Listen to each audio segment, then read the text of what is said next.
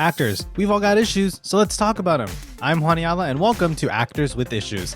Each week, we bring you interviews with actors from across TV, film, and Broadway, taking many deep dives into their careers and getting into the successes, the struggles, and of course, the issues that they face as actors. That's enough about us. Let's dive into the episode. Today's guests are two hosts, podcasters, and reality TV lovers, and here to talk with us about their podcast Reality Gaze and gush over the latest season of RuPaul's Drag Race AllStars. It's Jake, Anthony, and Matt Marr. Jake, Matt, thank you so much for being here. Welcome. Hi, Juan. Thank you. Hi, thank you for having. It's audio, so I always say this is Matt or Maddie, so they know whose voice is who. I think it's also a video, so you should have prettied up before. Oh well, I'm happy I'm wearing a Wonder Woman shirt. I'm the straight one. If that's what the voice. That's it. if you unless you thought it was actually a woman coming on, and I'm Poodle, and it looks like I'm sitting here. They're in my kind of half revamped dining room with boxes behind me. Just looks like I'm squatting somewhere.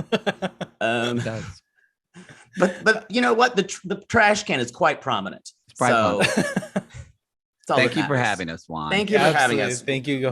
We'll stop being crazy. Again, thank you guys for being here. We've been chatting for the last 20 minutes or so, and I know we're gonna get into it. But before we dive into Reality Gaze and RuPaul and everything, we always start with a quick rapid fire round of questions. Just throw some this or that, some other questions your way. So Jake, we'll start with coffee or tea. Coffee. Come on. Matt, film or TV? Film. Why? Sorry, I was asking why coffee. You're from the South. You should have said tea. No, I like coffee. Jake, drama or comedy? Drama. That's Matt, what they call me in college. I'll stop. Matt, horror movie or rom-com? Rom-com. Jake, what is the last show that you binge watched? Hacks. I'm caught up now. Good choice. Yeah. Matt, what is a movie that never fails to make you laugh? Clue. That is my favorite comedy of all time. Oh wow! This is why we're getting along. Yeah. Jake, what's a movie that never fails to make you cry? This is going to sound really pretentious. I've got a lot of them because it's going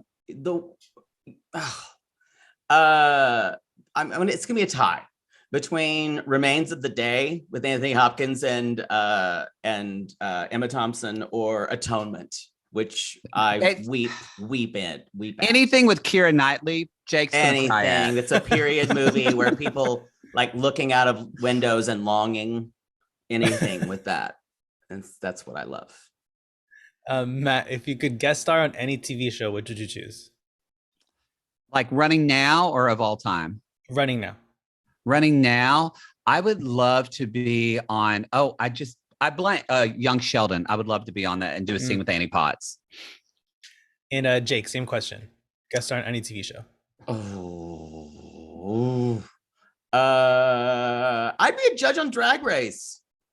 Good choice, though. Honestly, I'd be a judge on Drag Race. Yeah. And for both of you, favorite reality show of all time. Oh. I'm gonna say I will say this. This is not a kind of hard answer, but I want to do a head answer. And you can do a hard answer. The Real World, because it started it for me, and it made me think about reality television in a completely different way. So yeah. I mean, I think I would either say The Real World, or as far as competition shows, we always talk, Jake mentioned Drag Race, but we have to go back and thank Project Runway, because when Project Runway happened, it was event television. We used to be roommates at the time with another girl, and it was destination television that we sat down to watch every week. But we were gay, so maybe it wasn't for everybody. No, I don't think my brother and his football team was watching Project Runway. No, they weren't. They're like Survivor. Yeah. Which is a great show. It is. It's still running today. All these shows are sort of iconic and definitely tent poles in their own sort of genre of that sort of wilderness adventure reality and the competition and the yes. Would you say that shows like The Real World definitely started it for what the modern depiction is of reality TV? Or which show would you say that did that? The first reality show that people talk about kind of was An American Family on PBS. And it was it literally was this kind of examination of this family. Cameras came into their house, and the Louds, but that was their name. The surname was Loud. And there was a guy named Lance Loud, and he was gay. And this was back, I want to say this was the 80s, yeah, or maybe even late 70s. I think it was early late 70s, actually, like yeah, 79, and it was 81. a huge deal for a character to be, that people didn't know gay people. And for a gay man to be on television and living as a gay man. And I believe he died of AIDS in the 80s, if I'm not mistaken. Lance did. But yeah, actually, we're both wrong. It's even earlier, 1973. Yeah. Wow. Yeah. But it's that was kind of the first, I think, where reality.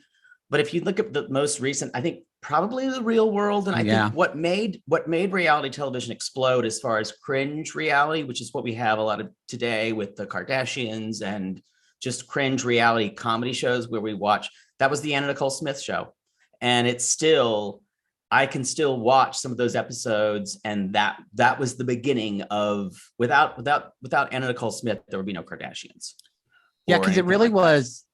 Anna Nicole was first, but then came like this. I remember people like my aunts who weren't reality show people saying things like, "Oh my God, are you watching the Osbournes and the Jessica Simpson That was show?" the other one, yeah. And I like both of those shows were kind of at the same time as like American Idol. So we were in this whole like new reality. But I remember going, "You're a woman from Southern Oklahoma, like in a Baptist church. Why are you watching Jessica Simpson and the Osbournes and you love this family?" It was so just mind-boggling to me. And that to me was when I was like, oh, this is a thing now.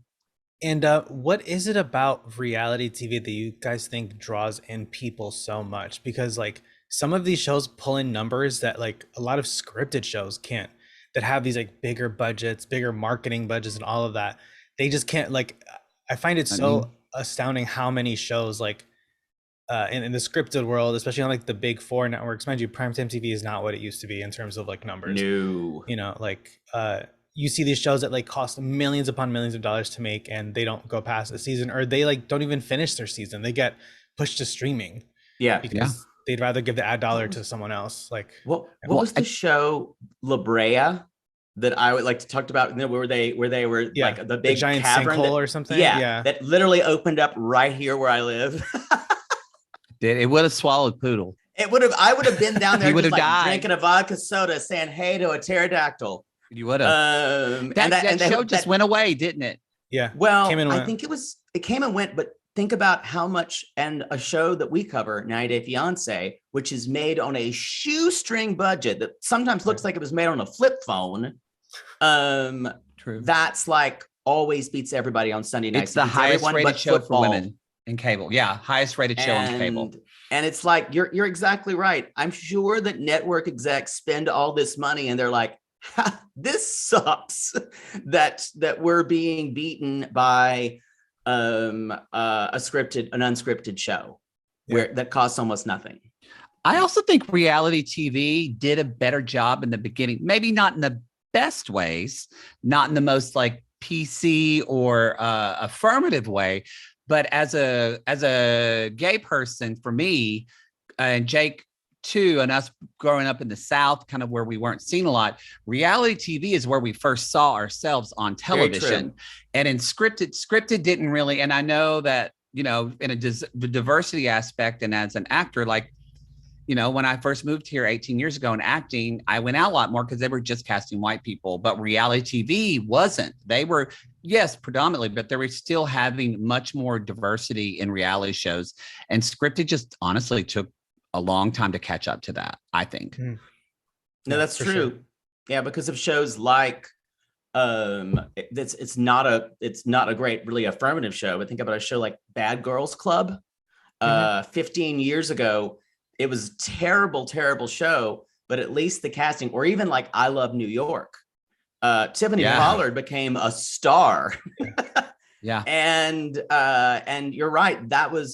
It may have not been the most affirmative, but at least there was a diversity in casting. And also even like body positivity. Reality TV was giving us bigger women who were confident in their bodies, whereas scripted was just giving us, twig women. And so it's just, that's why I think people relate so much to reality is they see themselves in it.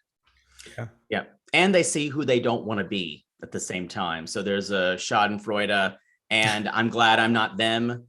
Yeah. There's a hate watching phenomenon that happens. And the show that we do right now, 90 Day Fiance, they're having a season right now where they just picked a rogues gallery. Especially this season, especially this last episode, the women have really shown their worst possible sides. And so because of most of the community who watch 90 Day Fiance are women, it's easier for women to hate on other women. And so the watchers are having a field day with this cast. And I'm curious what sort of the origins were for the show. Like, how did you two meet initially, and then how did you decide that you wanted to start the podcast, Reality Gaze? It was 1958. It basically was. It was. So we were having dinner with our friend Madam and the puppet. Of Waylon and Madam. And Madam said, "You boys should do a podcast." That's a very old gay joke one. Well, no, Raja did. She was just on Drag Race. Because Raja just did it. But we went to school together in Texas, and we knew of each other. It was a big school, but then we started teaching at a summer camp. I didn't know her, Mariah Carey I didn't know her, and so we became. When you're two gay men teaching at an all-girls summer camp, you need to find your squirrel friend to go out. You gotta have somebody to go out with, and get messy. And luckily, Jake and I are sisters and we don't have the same type. So we've never fought over men. So we were perfect to go out with one another. Yeah. And then I moved out to LA to pursue acting and comedy and improv. That's what I was really interested in. And so I did that. And then about a year later, Jake moved out and we were roommates with another woman for about 10 years. But then from that developed, Jake and I started doing a theatrical show called Cabaret. We would do it once a year to kind of raise money for some type of LGBTQ cause, but it would be Jake and I were very heavily influenced by Carol Burnett, I Love Lucy, Mama's Family. Old style sketch shows. Old style sketch show. Yeah. So this is what Cabaret was. It was taking these sketches and ironically, we were talking about Drag Race before, but Jake and I did a whole Cabaret show based on fairy tales and us kind of doing these body versions of fairy tale characters like they did. And so we just did that. And then we did that before they did it. We did that before they did. We really did. They stole our idea. You were a very slutty Maleficent and you kept making horny jokes. I was. Yeah. And so, but I was interested in podcasting. I was doing some stuff before, but then we just both sat down and said, how do we put this in a podcast? And that's kind of where I remember that conversation. Yeah. And so we sat down and how do we do this? And that's how we developed. We sing our own theme songs for the podcast, but also as actors, as more theatrical show ponies, we took in a lot of, we cover these shows as recaps, but I think what makes our show different is we do a lot of reality gaze theater in the podcast, reenactions, impressions, and it's just all improving of just situational improv of sketch. And so we take the suggestion, I use quote fingers, from the show, and then we just kind of play on that and make it our own. Our versions of the scenes are always better and usually more homoerotic than the ones that are on the show. Oftentimes we have what we call secret scenes where sometimes our televisions get fuzzy and we talk about what happened in the versions so when two men are fighting, all of a sudden in our versions, they might kiss. They might, or more, but this is a family-friendly podcast. But this is family-friendly, so we're not going to go into that. Yeah. So, I think what we're doing is adding a lot of theatrical elements because both of us, like Matt said, we are people who love storytelling. Mm-hmm. And the show, you're not only going to get, when you're listening to our podcast, a recap, You're going to get us going into 1,000 different directions about people we remember from home, and or mentioning celebrities and hoping they're not dead, and then shockingly they die the next week. We're sorry about that. Yeah, I'm sorry. We killed Betty White. Sorry. Not Betty White. Yeah, we did mention her. We did kill. Who did we kill? It was a male celebrity. I know. Not Ray Liotta, but we did kill someone. We did. I mean, literally, we said their name, and then 2 days later, they it's a joke now in our Facebook. It's happened like 4 times. Don't mention so and so because they're going to die. And I'm curious with your journeys as actors and doing theater, what have been some of like the lessons that you've learned along the way, whether it comes to how to handle show business in general, sort of breaking into the industry, or just sort of anything of that matter? What comes to mind? You know, I think that's a great question, because as a podcast host and someone, you're basically doing voice acting the whole time, even if you're straight recapping a show. We do a lot more theatrical, playing out scenes and things like that. But I think a lot of it has to do, if I would say one thing is that acting transfers over, is authenticity and commitment to a character. I think we're playing ourselves, obviously, but you're always going to be thinking, how can I be the truest version of myself? But who knows? But it's like everything. It's always a little elevated. But I think that comic timing, definitely knowing how to tell a joke, and I think both of us get that. Obviously, we went to school for it and we learned and we took acting classes, but we all knew stillness on the punchline, things like that. But we learned a lot about how to tell a story from our relatives and our parents, and because we're both Southern, so they know how to tell stories. And also, we've known each other for 20 years. Yeah. So almost. So I think it's just having that. I know what I can say that will get Jake into a joke or get him excited or whatever, and vice versa. As we were talking about Drag Race before, I'd love to dive into this current season, because this is actually the first season of the show that I've been watching sort of week to week and keeping up with. I'm definitely like a late bloomer when it comes to watching Drag Race. I sort of got into it. You're a baby queen. I'm older than I look, but I came out a lot later in life compared to other people. So I didn't get into sort of what is common in queer culture and things like that when it comes to content. So with this season of Drag Race, like I've been watching older seasons of like some of my favorite queens, like Trixie Mattel and Katya. I love them, those two. Please tell me you've seen their show. Absolutely. That's exactly how I got into it. Yeah. My boyfriend introduced me to and we're actually seeing them live when they come to New York later this year. Talk about two queens who've known each other and pick up on comic talent and they have their comedy down. Yeah. And it's genius. What a rapport. Yeah. They're very smart. Yeah. And when it comes to this season of AllStars, there's always twists and turns and all of that. But with this season, we sort of got it at like the very beginning with how they're eliminating the queens instead of them usually like pulling the lipstick and eliminating each other. It's nope, we're changing the whole. There's a scoring system now. Legendary legend stars. Yeah. So what did you guys think of that twist of putting that spin like at the very top of the season? I loved it. First of all, I'm so glad you came out. It's Happy Pride, so one, welcome.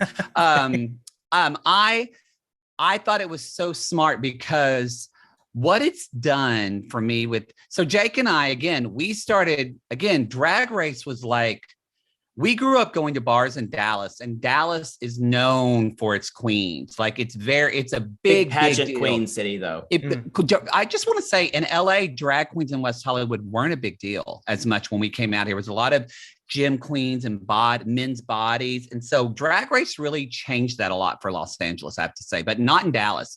So anyway, Mickey's used to be the only place you could see drag queens. Yeah, on Mondays. That was the only place in Los Angeles where you could see drag queens.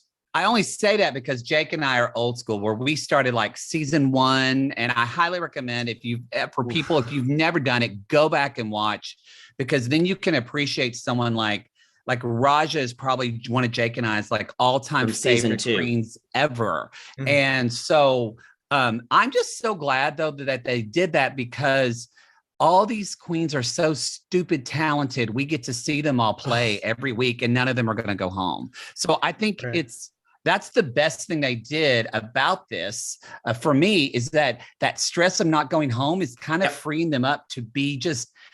I keep watching this season and I laugh and I go, this is stupid. This is just stupid. But it's that beautiful stupid that Jake and I love. And honestly, I kind of think we need right now in the world. Yeah. And I think there's a level of talent that I think if you did do the lipstick eliminations, you'd be letting go of people and it would just be too much. It would be too much to let go of anyone there the first week. And I think they were probably storyboarding this and thinking, how are we going to do this? And someone's like, we can't kick people off like this, especially because there's only 7 of them. I want to say 7 or 8. Yeah. How do you kick someone like the Vivian off in the first week? It's the Vivian, you know? Yeah. Right.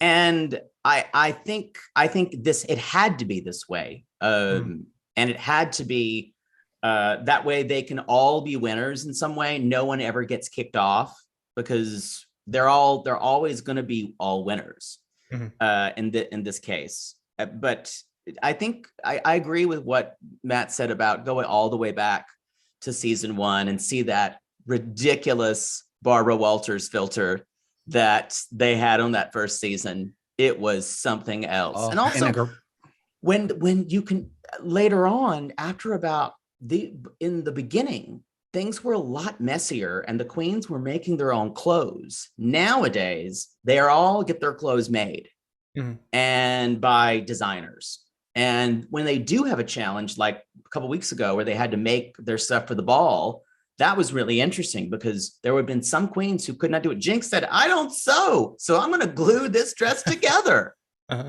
And she did it, you know? Yeah. And we're currently watching for the first time AllStar season 3, which is the one with Trixie Mattel. Yeah. And similarly, BB from the season 1 winner, she similarly did not know how to sew. So like, and it's always nice to see like the other queens sort of like rally around each other and like help each other. Because Lord knows that if this season was sort of like a normal season where like if you bomb, you're out, that maybe that wouldn't have been the case, where I think it was Trinity or Vivian that like went over to help. Trinity. Yeah, who went over to help like put the dress together, and the judges ended up loving it. They, you know, it didn't look like it was sort of just like held together by hot glue. It's interesting because they, in certain seasons, like the last season, there was nastiness in the workroom, especially between Diabetti and Jasmine. But this is such a different workroom and such a different environment where everyone's like, we know everyone is good and everyone's just having a good time. So maybe that's what this new version also did. And no one's going home. So there's not this pressure that I'm sending you home. It's like, you're still going to be here and I can still win. It's very smart. It's why RuPaul's Drag Race keeps winning the Emmys every year, because it's very smart. I think it's also a level of respect. They really respect everyone there, and all the queens respect each other. So yeah, that's definitely something that they've talked about, especially watching Untucked when they're sort of in the workroom again after, or during right after the runway, and sort of just chatting. And I feel like every week someone has said like, I just love and respect you all so much. Like you're also dedicated to like the craft of drag and the artistry of it. And it's so refreshing to see, because like you said, like in past seasons, especially the regular show, there is still sort of that cutthroatness. Why is she here? Yeah. Right. So it's very nice to see sort of like the winners again, sort of like rallying around each other, supporting each other, and really being like sisters, because that's not always the case in like the regular show. I almost prefer AllStars for that reason. I'm like, I want to watch like people kill it. I don't want to watch the drama. Well, the good thing about AllStars, just period, is it's just people they've done it before. So they don't have it. That is the beauty of AllStars, is that you see queens like Trixie or somebody that comes back, or Chad Michaels, even someone who like you see how much more they are relaxed in that setting that it's not new to them. Mm-hmm. And it's and kudos to Rue and the producers who, because they also know who's coming in, they specifically choose challenges that they know are going to make everyone look as good as possible. Right. Yeah, absolutely. Yeah. But it's the thing that I'm still just gooped by, to use a Drag Race word, is how good the Snatch Game was. Oh, and if you compare that Snatch Game with the one of season 14, which actually resulted in a lip sync Ralaparuza, because it was the worst Snatch Game they've ever had. Yeah. And oh God, that Snatch Game was good. I think it's a juxtaposition of, and no tea, no shade, but there's just Juan, you are a little younger than us. I know you said you look older, but still, I'm 29 years old. When we were out looking for boys and all that, there was no Grindr there because we didn't even have a smartphone. I think I moved to LA with a flip phone. So when it was 2003 and RuPaul's Drag Race came on not long after that. So you just have to, there was no Instagram or social media or anything like that. So, and it was basically these queens. There weren't look queens. There really weren't. No. Because you had to have those performance improvisation. That's what drag queens were. And so it really wasn't until Instagram started look queens that we had these like Georgia's and stuff like that are she beautiful. Could dance though. She could dance. Oh no, I'm not saying they're not talented. I'm just saying it's a different skill set. And I think season 14, we had a lot of look queens. We did. And that Snatch Game just bit them in the ass. Yeah. Yeah. So speaking of, let's dive into this most recent edition of Snatch Game. So they had to do not just one, but two different looks, which Bob pulled out the last time that they were on the show. They did Crazy Eyes from Orange is the New Black and Carol Channing without telling anyone. So I guess they saw that and said, you know what, let's make everyone do that. So with that, we had the queens doing Leslie Jordan, Mike Tyson, Prince, Judy Garland, Madam, as you guys said before, the Boogeyman, Satan. Who stood out to you guys? I mean, I feel like sort of across the board, lots of people think, or lots of people agree that Jinx completely stole the show. But who do you guys think? Who else do you think like totally stole the show? It was an embarrassment of riches, though. You're exactly right. Like Jinx was doing Judy Garland. I had to keep watching it because of just the commitment. And if you ever watch those performances, she even had like pulling the mic cord. Nailed it. Like, and all that. Laughing. It was just so detailed. RuPaul was dying because she got all the jokes. And a lot of it, the queens get it because it's a shared experience of making fun of things. And then like Trinity's Satan was so funny because it was just so off the wall, and it was just her dress. Oh my God. And even the Mike Tyson was great. Even Monet's so Mike Tyson. I think what was funny too for me about that is that's the bit of, I love Trinity's because again, being from a place where Jake and I both have talked about this on our podcast of just being in kind of, I would use the word maybe an oppressive religious society where we came from. For Trixie to say, I grew up with that and I'm going to turn it on its head, or Trinity, I'm sorry, and make Satan just quote gay as hell. And so I appreciated that. And for me, I did not expect, I realized I have a new goal in life. My goal was, honestly, one of my personal goals was just to be somewhat famous enough to be a judge on Drag Race. Cut to never mind. Now, after seeing Trixie do Leslie Jordan, now Trinity. Oh golly, I can't talk. Seeing Trinity, this is what happens on a show. This is the podcast one. This is the podcast. Seeing Trinity do Leslie Jordan, I went, I now want someone to make fun of us on a Snatch Game. I would just roll over. I would dig my grave, get in it, and say, We're done. I'm done. That was so funny. Yeah. But we would have made it. We would, but it's interesting. I don't know if we would ever be gay icons in that way, because we do have gay fans, but No, most we of our won't. fans are women. They are women. Most of our They are listeners women. are women. There are. But that's just it. We're I don't think we're subversive enough to be gay icons in that way, but who knows?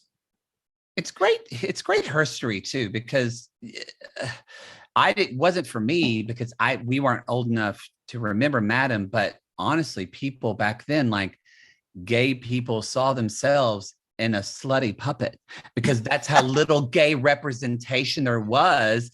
Yeah. And obviously the guy that created Madam Was gay. was a gay man. And so, if you look up old Matt, like that Madam was huge. She was on the Judy Garland show. There was a the Arthur sitcom. show. Yeah, like Madam had her own sitcom. yeah. So it was just, it was this vehicle. And so I hope that like people look at Raja and go, what is that? And like, I guarantee you people Googled Madam that night. A lot of younger people. Yeah. And I didn't know who the woman from Vogue, I didn't know who that was. Oh yeah. And so it was just such an education for me as well. Yeah. I'm curious what you each think of and this has happened, I feel like almost every Snatch Game, someone says that they're doing an impression of a particular person, but they're instead doing a character that person played.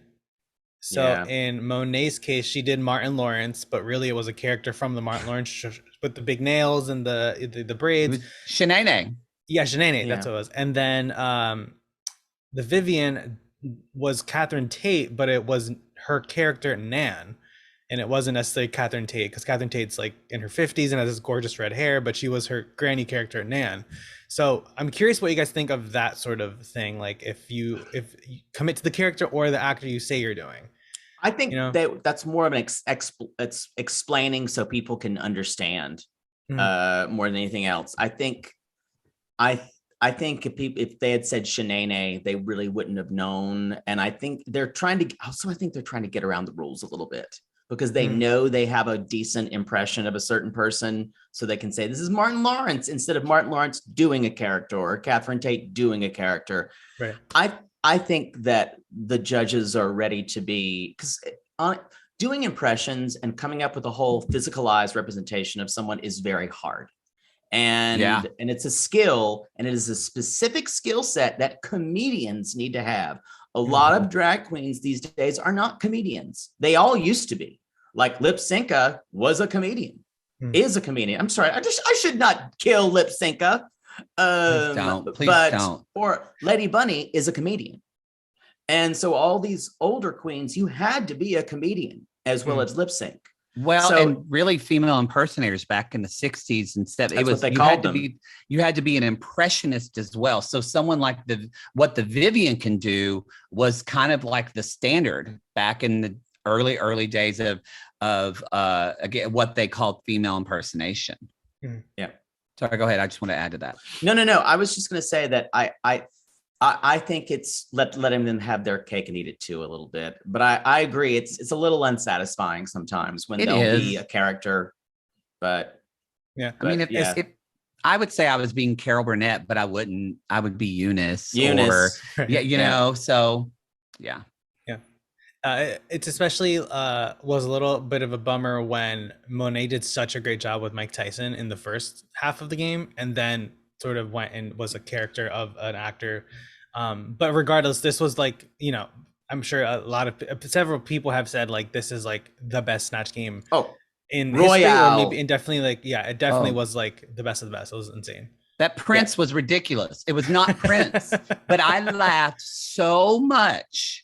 It didn't matter. That queen, Jada, has a certain improv ability just to be funny when she doesn't know what she's doing. And she's inadvertently funny.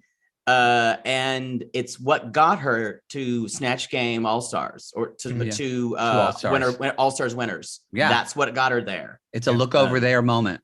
Oh, God. Yeah. And in the most recent episode, they did sort of spoofs of the many courtroom shows that we've seen on TV over the years with Fairy Tale Justice. So the two sort of groups or the two cases rather, was one was based on Goldilocks and Three Bears, and then that one was called, was it She Already Done Had Hers? Was that the one? Yeah. Mm-hmm. In that one, it was Monet, Jada, I said Trixie, Trinity. That's my fault. Yeah, my fault, girl. It was Trinity, Monet, Jada, and Evie Oddly. So of those four, in that case, Evie. of the three little pigs, who do you think stole the show? I haven't seen that one. Wait, you said Trinity? I think Trinity was in the second one. She was the witch. It was Jinx. It was Jinx. It was Jinx because Jinx was such a standout in that. As you know, what's something I love that this is on Paramount Plus, and it's the same version I love with the UK version that we don't get in the US version. It just makes a difference that these people can cuss and just have a. But it really does, because drag queens say and do things that we say in our head but society tells us we can't. And there's a sex positivity to that. It's something Jake and I, that's why our show is Body, because we do that on purpose to be that for other people and so who don't feel like they can be. It's such a better show, and they're able to be so much more free with their comedy. So to see her and Jada be these nasty little pigs and to find out that they all are just wanting to bone the big bad wolf. It was like, yes, this is what we knew this fairy tale was all about. And I actually, the most impressive I'd want to sleep with the wolf. Hey, Evie Oddly is trade. Whoa. Oh my God. This season? This season has the most trade. Yeah. Evie this season. She makes me feel things. But that actually was the most impressive to me of that is I expected the three little pig ladies to be great, but to see Evie like really commit, like when Evie hiked his big bad wolf leg and started licking himself, I haven't seen that yet. Now I'm gonna have to watch it. So he puts his leg over the podium. She's so flexible. She's so flexible. And he starts like licking his crotch like a dog would. It's and so he's sort of funny. His version of the big bad wolf is so similar to his boogeyman from Snatch Game. Yeah. But he's also like a pimp also. So he has like that swagger about him. And it's a good voice the furries are having a field day. I'm so glad they brought Evie back. Evie's I'm so wonderful. glad they brought her back. She's so good. They're all, and then I love even that Rube got in on the act and does a post interview. Yeah. And then like Dobby. Yes, he looks like Dobby the house elf, and it looks ridiculous, just like wearing a crappy suit and like basic flip flops. Like that's what I kind of love about this season is they're like we're not even winking at you. We are laughing with you at this. Right. And I guarantee you, if you ask them, it's probably the most fun they've ever had in a Drag Race season. But I'm going to say Trixie now, but it's not even Trinity. It's Jinx is talking. And when her ear falls off, her little pig ear, ear falls off, and Ruth's asking a question, and she says, "I'm sorry, I can't hear you as well now. You have to speak up." And I just fell out. It's beyond. It's beyond. Yeah, that. Sorry, Jake, for ruining it for you. That's so good. Comic. That's just the comedy. And with the the other case for this episode for Fairy Tale Justice was it was Goldilocks. It was Goldilocks and the Three Bears. Three Bears. Yeah. So for that one, it was Trinity as Goldilocks, and then the Three Bears were no, not Trinity. It was I can't believe Vivian. I remember because it was the Vivian as Goldilocks, and then it was there was Shea Coulee. Shea Coulee was a bear from who said she lived in Bareback Mountain, and then there was Shea Coulee, and then there was who was the second one? I'm thinking of Trinity, but who was after? This is the blind leading the blind. It is trying to come up with stuff. But Trinity was actually the witch. So this was like more of this wasn't as clear.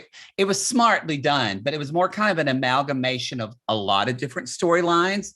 And to me, I was a big fan I still am a big fan of UK Drag Race. Honestly, except for maybe this AllStars, UK Drag Race is my favorite iteration of Drag Race that I've watched. And I've watched all of Canada too, which I love. But UK, there's a much more camp. And so I'm a Vivian fan, like full stop. It just, if you haven't watched that season, what the Vivian did in that UK Snatch Game was kind of on a Jinx level of amazingness. But well, she was Trump, right? Is that what hers? She was Trump, and she was the best Trump I've ever seen. And but also to see the Vivian do like 4 characters in one with these accents and kind of, but what was so funny about it is you see people on these court shows say there's something and then they totally get called out about it and they turn. So it was based in a realism, if that makes sense. Of like an identity thief. Yes, of an identity thief. And it just was so smart but stupidly wonderfully done. It was great. Yeah. And I'm one curious, of the best shows on television. Yeah. Oh, absolutely. And I think it's definitely sort of putting, Paramount Plus in a lot of people's homes if they didn't have it before. Oh yeah. Because of the show, because there's nowhere else to watch it. And I love that it's very smart of RuPaul and Paramount and the producers to also have Untucked on there. And the whole idea of like, if you're not watching Untucked, you're not getting the whole show. Mm-hmm. And Untucked really is a sort of like candid conversations of the queens backstage and all of that. But I'm curious, with all of these amazing performances in the season so far, who do you see, like sort of point and score system aside, who do you see as a front runner? For me, it's Jinx. I would say it's either going to be Jinx or I think Trinity is going to really come hard for it. And I think she'll continuously try to keep showing up and doing her just working to be the best. That my other the wild card might be Monet for me. I agree. Yeah, sort of top 3. I definitely see. I think for me, wild card would also be Evie Oddly. I feel like she's sneaking in, but again, they're all so good. Like I would also say that the Vivian could also sneak in and sort of be at the top there, but because the Vivian can do acting challenges, but the Vivian also can sew and do glamour and serve a look challenge. Like, and the way the Vivian beats her face is like, it's like Raven level. It's true. Yeah. It's such a true. And we could, by the way, they got me with the Raven reveal. I totally thought Raven at the beginning. Yeah. And I thought that was such a good nod in that everybody thinks Raven won her season of Drag Race because Raven is just such a next, like Jake and I watched from the beginning. I forgot. I went, oh wait, she didn't win. Yeah. And it's like, and then they said, you're going to have to leave now. I know. I wish they would have said, because someone has to do Rue's makeup and it has to be you. You know, that's what Raven does. Yeah. That's why she won the Emmy for it. She won the Emmy for it. It's just kind of like, but it's like, we all think Raven won. But if you mention Tyra, people go, who? We haven't heard that's right. Tyra. Boy, what is Tyra? Or not Tyra. What's her last name? I don't even know. I think she just went by Tyra. I think it was just Tyra. Yeah. I can't remember. Yeah. Who knows? So gentlemen, before we go, we always end with a final round of quick questions called Now That We Know You, since we've gotten to chat for a bit. So fill in the blank. If I weren't working in the arts, I'd be? Ooh. I mean, my first answer to that is sad, but I would be. Oh, I can't believe I'm saying this. I'd be a lawyer, which is gross, but I love the idea of and not even like a lawyer who does good things. He would I'd be a lawyer for money. Yes, because I'd like to argue with people for money. He'd be a defense attorney or a prosecutor that I can nail someone. Metaphorically, you can't sleep with your clients, Poodle. True. For me, I think I would be. Mine's just as like boring, but I really enjoy teeth. I think I could have been an orthodontist and you have to put your hands in people's mouths. Oh, I don't mind. I don't mind. I like moving the teeth and like one, you have a beautiful smile. So you either had a good orthodontist or just lucky. I did. I had a great orthodontist, thank God. Yeah. What is the best advice you've ever gotten? Oh, one, a lot, but one I will say, actually, I think it's originally Eleanor Roosevelt, but I think RuPaul said it, but it's something that's echoed in my, especially as Jake and I, there's a different thing of when you're an artist and then we're not the most popular, but we have had success and we've had listeners and we get so, but this idea of what Ruth said is said on the show, what other people think of you is none of your business. That actually was a freeing comment to me. And I think as an artist, that's so important of, we can't create in a bubble because then you're not really speaking to someone, but at the same time, you have to just follow your artistic heart and go with that. And anytime Jake and I have covered a show in the past because we thought we should cover this show because it'll give us a lot of listens. We hate it. It doesn't do well at all. But anytime we follow our heart, there's a payoff in all kinds of ways. I think I'll quote, and it's been said before, I think I'll quote my father, who told me, if you love what you do, in his voice, if you love what you do, friend, you'll never work a day in your life. And that's not always true. We have definitely worked, but it does help to feel like you're where you're supposed to be. And it keeps you wanting to do. I've been very lucky as been a musician and been in the arts my whole life. And I'm very, very fortunate. And so I've never felt like life is a drudgery sometimes.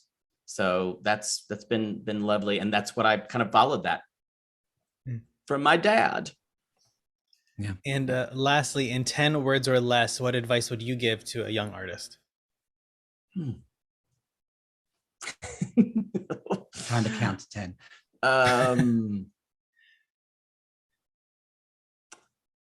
I would say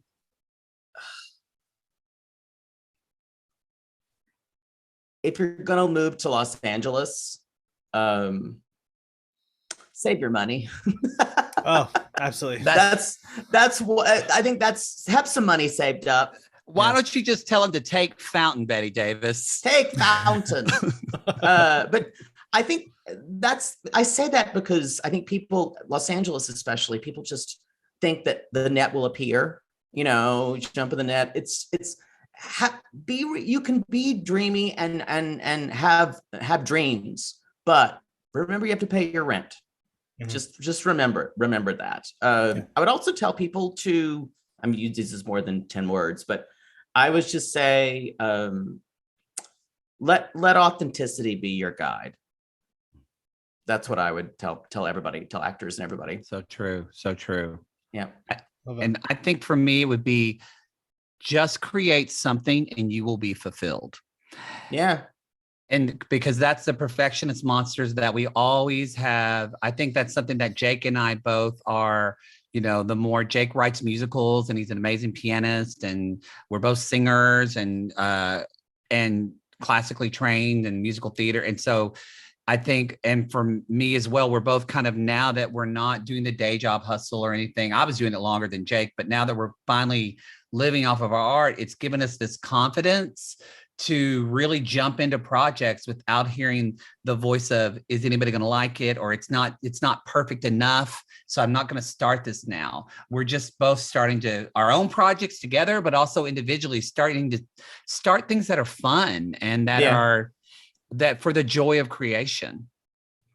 Yeah, totally agree. Really, to me, authenticity is like one of the biggest factors that we have to maintain, because it's such a cutthroat and competitive business, or it can be. It doesn't have to be. Like, there is such a wonderful sense of community no matter where you are as an actor. And if you look for it, it's there.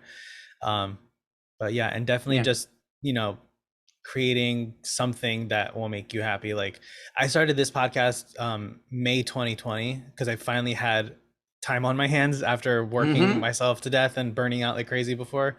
And when sort of, when the pandemic started, I finally had time to like have these conversations with artists and all of that. And it's grown into something that I never thought it really would. I was surprised that I'd made it to 10, let alone 100, which we hit last month. Like, that's such awesome. Congratulations. Yeah, thank you. To add to that, I just want to say authenticity and consistency will be your success. Because that is true. Jake and I, if you haven't read Malcolm Gladwell's Outliers, you should, because Jake and I we showed up every week. We did our podcast for 5 years before we made a dime, and we showed up at least once or sometimes twice a week even when we didn't want to. Now, granted, we also usually would get drunk during those shows, so that was an helps. added incentive. That helped, the wine and the booze. But we just showed up and we did it, even when no one was listening, because we believed in it. And it helped us. We're gratefully made a lot of mistakes and not good stuff whenever no one was listening. Yeah. And do it. Exactly. Boy, some of those early shows, I'm glad. But I would also say, do what you like. The quote from my dad helps here, but if you're going to start a podcast or do anything in your life, don't do anything you are always saying, I hate this, I hate this, I hate this. Anything creative, if you're already doing that, or to please someone else, or to think that you're doing something because you should, you're going to hate it and you're going to resent it. Find something to talk about or to do that you love. And then you will love to talk about it regardless. Like Juan, you love talking about this kind of stuff. So that's why it doesn't feel like drudgery to you. If I was going to do a podcast on algae, I don't love that. No. So I guarantee you, I wouldn't be happy about it. Yeah. Well, gentlemen, thank you so much for joining us on the show today. Jake and Matt, where can folks find you on social media if they want to give you a follow? Find us on Instagram at Reality Gaze Podcast, on Twitter, Reality Gaze Pod, and we're on almost everywhere else on the TikTok and the Reddit at Reality Gaze. And the website's realitygaze.com. Yes. It's not porn anymore. It used to be. It wasn't bad. We, of course, started a podcast and realized the website was really bad, sketchy porn. I'm okay with porn, but this was bad porn. It was bad, kind of offensive and not really appropriate. No. So luckily, they didn't renew their GoDaddy subscription or whatever, and we bought it. And we got it. Reality Gaze. It's not porn anymore. Yeah, realitygaze.com. Oh God, it's not porn anymore. Like anymore. That is literally a tagline for us, Juan. It's not porn anymore. Oh my God. And folks, as always, you can find us on Instagram at Actors with Issues. Give me a follow at Juan Ayala Official and check out our full video interviews at youtube.com/Actors with Issues podcast, or listen on the go wherever you get your podcast every Monday. I'm Juan Ayala. This is Actors with Issues, and we'll see you next week.